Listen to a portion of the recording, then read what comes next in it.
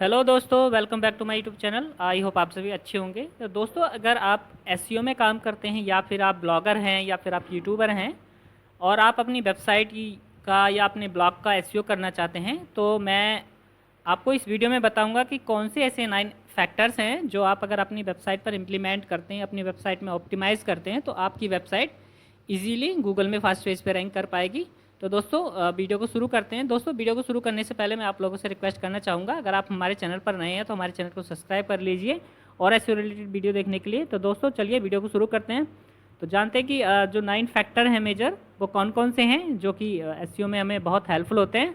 तो दोस्तों, सबसे पहले बात कर लेंगे कि ऐसे 9 फैक्टर हैं कौन कौन से। तो जिनमें सबसे पहला फैक्टर है हाई क्वालिटी कंटेंट, और दूसरा फैक्टर है बैकलिंक्स, थर्ड फैक्टर है search intent and content relevancy, and fourth factor है वेबसाइट लोडिंग स्पीड, 5 है डोमेन अथॉरिटी, एंड 6 है कीवर्ड ऑप्टिमाइजेशन, एंड 7 है वेबसाइट स्ट्रक्चर, एंड 8 नंबर है on page experience and website security. ये 9 factors SEO में ranking किसी website को rank कराने के लिए सर्च इंजन में बहुत ज़रूरी होते हैं। तो अब इन सारे फैक्टर्स को डिटेल में जान लेते हैं कि अगर हाई क्वालिटी कंटेंट है तो किस तरह का कंटेंट होना चाहिए। तो चलिए शुरू करते हैं। सबसे पहला जो फैक्टर है हमारा हाई क्वालिटी कंटेंट होता है। जैसे कि आप सभी लोग जानते ही होंगे, कंटेंट इज़ द किंग। अगर कोई किसी भी वेबसाइट को सर्च इंजन में रैंक कराना है, टॉप में रैंक कराना है, तो उसको सबसे पहले हाई क्वालिटी कंटेंट की गाइडलाइन फॉलो करनी होती है। उसमें सबसे पहले हाई क्वालिटी कंटेंट होना चाहिए। जैसे कि मैं यहाँ पर आप देख पा रहे होंगे ग्राफ में, ये 4 वैल्यूएबल पॉइंट हैं हाई क्वालिटी कंटेंट लिखने के लिए या हाई क्वालिटी कंटेंट ऑप्टिमाइज करने के लिए। सबसे पहला original content, unique and valuable content. आपका कंटेंट ओरिजिनल होना चाहिए, यूनिक होना चाहिए, कहीं से भी डुप्लीकेट नहीं होना चाहिए, किसी का कॉपी कंटेंट नहीं होना चाहिए, और वैल्यूएबल यानी कि एक अच्छा परफॉर्मेबल कंटेंट होना चाहिए। और उसके बाद अगला पॉइंट है up to date and fresh content. आपका कंटेंट समय समय पर अपडेट होते रहना चाहिए वेबसाइट पे। मान लीजिए कोई ट्रेंड अभी चल रहा है, कुछ टाइम बाद एंड हो जाएगा, तो हमें ट्रेंड के हिसाब से अपने कंटेंट को अपडेट करते रहना है। और जैसे जैसे टेक्नोलॉजी या इन्फॉर्मेशन आपकी चेंजेस होती है, आपकी सर्विस चेंज होती है, तो उसी के हिसाब से हमें कंटेंट को भी अपडेट करता रहना होगा। और उसके बाद है content structure and organisation. Content को अच्छे से स्ट्रक्चर करें, टाइटल हेडिंग्स और सब हेडिंग्स और पैराग्राफ वगैरह सभी को अच्छे से ऑप्टिमाइज़ करके एक अच्छा कंटेंट स्ट्रक्चर बनाए अपनी वेबसाइट पे। उसके बाद आता है कंटेंट लेंथ। कंटेंट की लेंथ जो है अच्छी होनी चाहिए। जितना बड़ा कंटेंट होगा उतना अच्छा गूगल उसको प्रीफर करेगा। ज़्यादा बड़ा भी नहीं होना चाहिए। एक मेन अच्छी क्वालिटी की एसईओ साइट एसईओ ऑप्टिमाइजेशन के लिए मिनिमम 1000 बाइट का कंटेंट अच्छा रहता है पर पेज के हिसाब से। अगला पॉइंट देख लेते हैं। सेकेंड पॉइंट है हाई क्वालिटी बैकलिंक्स, जो कि बहुत ज़रूरी फैक्टर है रैंकिंग के लिए। सबसे पहले अब जान लेते हैं बैकलिंक किस तरह के होने चाहिए। First of all, high quality backlink यानी कि अच्छी डीए की साइट पर, अच्छी ट्रैफिक की वाली साइट पर बैकलिंक होना चाहिए। और दूसरा पॉइंट होता है एंकर टेक्स्ट। एंकर टेक्स्ट यानी कि हाइपर लिंक लगाकर वेबसाइट लिंक बनाएं ज़्यादा से ज़्यादा। जो हमारे टारगेट फोकस कीवर्ड है उन पर हाइपर लिंक लगाकर बैकलिंक बनाएं। उसके बाद अगला पॉइंट आता है डू फॉलो बैकलिंक।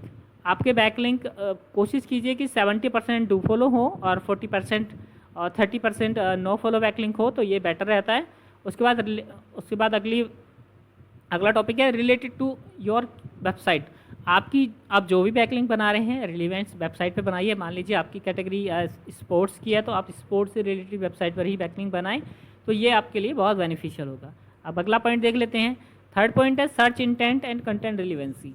आपका जो कंटेंट है उसकी जो इंटेंट है वो चारों होनी चाहिए, navigational, informational, commercial and transactional. और आपका जो कंटेंट की रिलीवेंसी है वो भी बहुत मैटर करती है। आपके जो टाइटल है उसी से रिलेवेंट आपका कंटेंट होना चाहिए। आप जो हेडिंग यूज़ कर रहे हैं उसी के रिलेवेंस आपका पैराग्राफ होना चाहिए।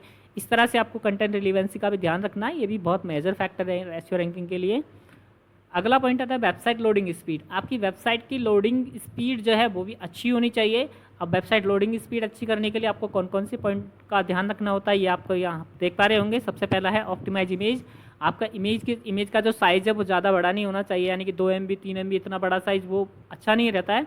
तो जितना लो साइज़ होगा आपकी इमेज का, यानी कि कम केबी में अगर आपकी इमेज का साइज़ होगा तो वो अच्छा रहता है। और limit the number HTTP request, ये भी एक अच्छा पॉइंट है। ये भी आपको अपनी वेबसाइट पर ध्यान रखना है। और यूज ब्राउज़र HTTP कैशिंग भी यूज नहीं करना है आपकी वेबसाइट में। और remove unnecessary render blocking JavaScript. आपको जो unnecessary render blocking speed blocking JavaScript है उनको भी हटा देना है। और limit the use external script, यानी कि जो बाहर के रिसोर्सेज स्क्रिप्ट हैं उनको भी कम यूज़ करें, लिमिट में यूज़ करें। और अगला पॉइंट है लिमिट रिडायरेक्ट यूज़, रिडायरेक्शन जो ज़्यादातर लोग यूज़ करते हैं उसको भी कम यूज़ करें, उसको भी मिनिमाइज़ करके रखें। अगला है मिनिफाइंग CSS एंड जावास्क्रिप्ट, जो हाई क्वालिटी CSS हैं और जो ज़्यादा ओवरलोडिंग जावास्क्रिप्ट हैं उनको भी रिड्यूस कर दें, तो आपकी वेबसाइट की लोडिंग स्पीड बढ़ जाएगी। अगला पॉइंट आता है मोबाइल फ्रेंडलीनेस। आपकी वेबसाइट मोबाइल वर्जन पे अच्छे से परफॉर्म करे, उसके लिए आपको क्या करना होता है, सबसे पहले choose a mobile responsive theme और टेम्पलेट। और उसके बाद आपको अपनी वेबसाइट के लोडिंग स्पीड का भी ध्यान रखना है। अगर लोडिंग स्पीड ठीक होगी तो आपकी वेबसाइट अच्छे से मोबाइल पे परफॉर्म कर पाएगी। उसके बाद इमेज और जो CSS है उसको हल्का रखें, ना कि ज़्यादा हैवी यूज़ ना करें CSS का। और उसके बाद है changes button size and placement, यानी बटन का CTA बटन जो हम यूज़ करते हैं वेबसाइट में वो भी अच्छी जगह पर रिप्लेस होना चाहिए। उसके बाद आता है optimise forms and input field for mobile.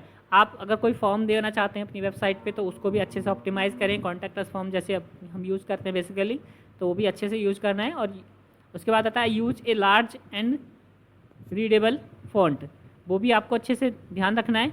ये आपका जो फॉन्ट है, फॉन्ट साइज है, वो भी आपका रीडेबल होना चाहिए, तो ये आपको बहुत हेल्पफुल रहेगा। अगला आता है एलिमिनेट पॉपअप्स। आप जो भी पॉपअप्स अपनी वेबसाइट में यूज़ कर रहे हैं उनको भी अच्छे से एलिमिनेट करें, तो आपकी वेबसाइट मोबाइल में अच्छे से परफॉर्म करेगी। अब देख लेते हैं अगला फैक्टर है डोमेन अथॉरिटी। आपकी जो वेबसाइट की डोमेन अथॉरिटी है ये भी एक रैंकिंग में बहुत हेल्पफुल होती है। अगर आपकी डोमेन अथॉरिटी अच्छी है तो आपका वेबसाइट, आपका ब्लॉग जल्दी रैंक कर जाएगा। डोमेन अथॉरिटी बढ़ाने के लिए आपको क्या किन किन पॉइंटों का ध्यान रखना होता है। सबसे पहले आपके जो बैकलिंक्स हैं वो नेचुरल होने चाहिए, ऐसा नहीं कि PNB बैकलिंक हो या फिर आप एक ही साइट पे बहुत सारे बैकलिंक बना दिए हों, आपने इसी तरह का ध्यान रखना है। उसके बाद अगला पॉइंट है ब्लॉगर आउटरीच। आपको आउटरीच पे भी फोकस करना है, यानी कि दूसरों की वेबसाइट पे बैकलिंक, जो ब्लॉग की वेबसाइट उन पर आपको बैकलिंक बना सकते हैं, इससे भी आपको बहुत हेल्प मिलेगी। उसके बाद ब्रोकन लिंक, आप ब्रोकन लिंक भी बना सकते हैं।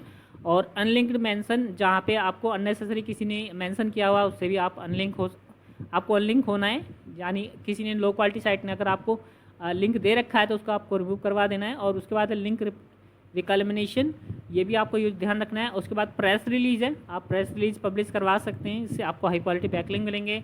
और optimise your on page SEO, आप अगर अपना ऑन पेज एसईओ ऑप्टिमाइज करेंगे तो आपका जल्दी से डोमेन अथॉरिटी इंप्रूव हो जाएगी। अगला पॉइंट देख लेते हैं दोस्तों। अगला पॉइंट है कीवर्ड ऑप्टिमाइजेशन। आपको कीवर्ड अपनी वेबसाइट पे बहुत अच्छे से ऑप्टिमाइज करने हैं। कीवर्ड ऑप्टिमाइजेशन के लिए कौन कौन से पॉइंट आपको ध्यान रखना है ये देख लेते हैं। सबसे पहले टाइटल टैग, आपको टाइटल टैग में अपना मेन फोकस कीवर्ड जरूर यूज़ करना है। मेटा डिस्क्रिप्शन में भी आपको अपना कीवर्ड यूज़ करना है। और इमेज ऑल टैग, जो भी जिस बारे में भी आपकी इमेज है, मल्टीमीडिया है, उसमें आपको अपना ऑल टैग भी यूज़ करना है। और add related keyword to URL, जब आप URL मैपिंग करते हैं, URL स्ट्रक्चर बनाते हैं, तो आपका जो मेन फोकस कीवर्ड है वो आपको URL में होना चाहिए। यूज LSI कीवर्ड, जो आपके LSI कीवर्ड भी जरूर यूज़ करें कंटेंट के मध्य। आप मेन फोकस कीवर्ड तो टाइटल में यूज़ करेंगे, जो LSI कीवर्ड आप बॉडी में यूज़ कर सकते हैं। अवॉइड कीवर्ड स्टफिंग, जो कीवर्ड स्टफिंग होती है उसको भी आपको अवॉइड करना है, ज़्यादा कीवर्ड स्टफिंग नहीं करनी है। और अगला है include keywords in H2 and H3। हाँ, जो आपके मेन फोकस कीवर्ड है वो H2 और H3 में भी इंक्लूड होने चाहिए। अगला पॉइंट देख लेते हैं। नंबर 8 पॉइंट है वेबसाइट स्ट्रक्चर। आपकी जो वेबसाइट का डिज़ाइन है, जो स्ट्रक्चर है, वो भी बहुत मैटर करता है रैंकिंग में। तो देख लेते हैं अच्छा वेबसाइट स्ट्रक्चर बनाने के लिए कौन से पॉइंट आपको फॉलो करने हैं। सबसे पहला URL स्ट्रक्चर, मैंने अभी आपको बताया था URL स्ट्रक्चर आपका जो मेन फोकस कीवर्ड है वो URL में होना चाहिए। और URL स्ट्रक्चर ज़्यादा बड़ा भी नहीं होना चाहिए। और अगला पॉइंट है कैटेगरीज। जो भी आप कैटेगरीज अपने ब्लॉग की कैटेगरीज बनाते हैं तो वो भी आपको अच्छे से कैटेगरीज होनी चाहिए आपकी वेबसाइट में। और उसके बाद नेविगेशन, आपका जो मेन्यू है वहाँ पे इजीली कोई भी यूज़र इजीली एक्सेस कर सके उसको, इसी तरह से आपको अपनी नेविगेशन बनानी है। कोई ज़्यादा लंबा नेविगेशन का जो फ्लो नहीं बनाना है। और उसके बाद है इंटरनल लिंक, आपकी जो वेबसाइट के इंटरनल लिंक हैं वो भी अच्छे से होने चाहिए, ये भी आपको वेबसाइट स्ट्रक्चर में मदद करेंगे। और उसके बाद ब्रेड क्रम्प ये बहुत ज़रूरी SEO रैंकिंग फैक्टर होता है। ब्रेड क्रम्प जरूर लगाएं अपनी वेबसाइट में, ये भी बहुत ज़रूरी है। और उसके बाद है साइट मैप, आप HTML साइट मैप जरूर अपनी वेबसाइट पर दें। अगर आपकी वेबसाइट ज़्यादा लार्ज है, ज़्यादा पेजेस आपकी वेबसाइट में, तो आप HTML साइट मैप दे सकते हैं। उसके बाद है ऑर्गेनाइज और कंटेंट, आपने कंटेंट को ऑर्गेनाइज करके रखें। ऐसा ना है कि बीच में काफ़ी सारा स्पेस हो और उसके बाद आपका कंटेंट हो, तो उससे यूज़र एक्सपीरियंस ख़राब होता है हमारी वेबसाइट का। तो इसीलिए अपने कंटेंट को ऑर्गेनाइज रखें। ये 8वां पॉइंट था। अगला लास्ट पॉइंट देख लेते हैं। लास्ट पॉइंट है वेबसाइट सिक्योरिटी। वेबसाइट सिक्योरिटी जैसे आप समझ ही गए होंगे कि वेबसाइट की सिक्योरिटी का मतलब है कि आपकी वेबसाइट सिक्योर होनी चाहिए। कोई ऐसा नहीं कि कोई भी इजीली आपकी वेबसाइट को हैक कर सके, इसी तरह की कुछ ऐसी कमी ना छोड़े। इसके लिए आपको क्या क्या करना है, सबसे पहले इंस्टॉल SSL सर्टिफिकेट। आपको अपनी वेबसाइट पे SSL सर्टिफिकेट ज़रूर आप इंस्टॉल करवाइए, ये भी SEO रैंकिंग में बहुत मदद करता है। और अपडेट योर साइट रेगुलरली, अपनी साइट को अपडेट करते रहें, देखते रहें, यूज खुद भी ओपन करके देखते रहें कहीं हमारी वेबसाइट परफॉर्म कर रही है ठीक से या नहीं कर रही है, कहीं किसी ने हैक तो नहीं किया है, तो ये भी आप ध्यान रखें। और उसके बाद बैकअप योर साइट रेगुलरली, अपनी साइट का रेगुलरली बैकअप भी लेते रहें। मान लीजिए किसी वजह से बाई चांस अगर आपका कोई साइट हैक भी करता है, तो अगर आपके पास बैकअप है तो आप फिर से उसको बिल्डअप कर सकते हैं। तो आपको रेगुलरली बैकअप भी लेते रहना है। और स्कैन आपको स्कैन भी करना है अपनी साइट को, मतलब कोई कमी ना रहे, इसलिए आपको डे बाई डे अपनी साइट को स्कैन करते रहना है, देखते रहना है कि कहीं भी कोई सिक्योरिटी में इशू तो नहीं आ रहा है। और यूज़ सिक्योरिटी टूल्स, आप थर्ड पार्टी सिक्योरिटी टूल भी यूज़ कर सकते हैं वेबसाइट को सिक्योर करने के लिए। और उसके बाद है यूज स्ट्रॉन्ग पासवर्ड। अपनी वेबसाइट का जो एडमिन पैनल है उसके लिए आपको अच्छा स्ट्रॉन्ग पासवर्ड होना चाहिए, अच्छा स्ट्रॉन्ग पासवर्ड आपको सेट करके रखना चाहिए। उसके बाद ट्रेन योर स्टाफ, अपने स्टाफ को इसके बारे में अवेयर कर दीजिए कि हमारी वेबसाइट में कोई कमी है तो उसको ध्यान रखें। अगर हमारी वेबसाइट में कोई कमी चल रही है, सिक्योरिटी इशू चल रहा है, तो उसको भी अच्छे से ध्यान करें और उसको रिजॉल्व कर लें। तो दोस्तों ये 9 पॉइंट थे, मैंने आपको पॉइंट वाइज सारे पॉइंट बता दिए हैं। अगर इसके बाद भी बहुत सारे पॉइंट्स रह जाते हैं SEO में, तो आप मेरे हिसाब से अगर आप ये 9 पॉइंट अगर अपनी वेबसाइट में फॉलो करते हैं तो आपकी वेबसाइट डेफिनेटली सर्च इंजन में टॉप रैंकिंग में आ जाएगी। और दोस्तों यही था आज की वीडियो में। थैंक्स फॉर वॉचिंग, मिलते हैं अगले वीडियो में। Okay, bye bye.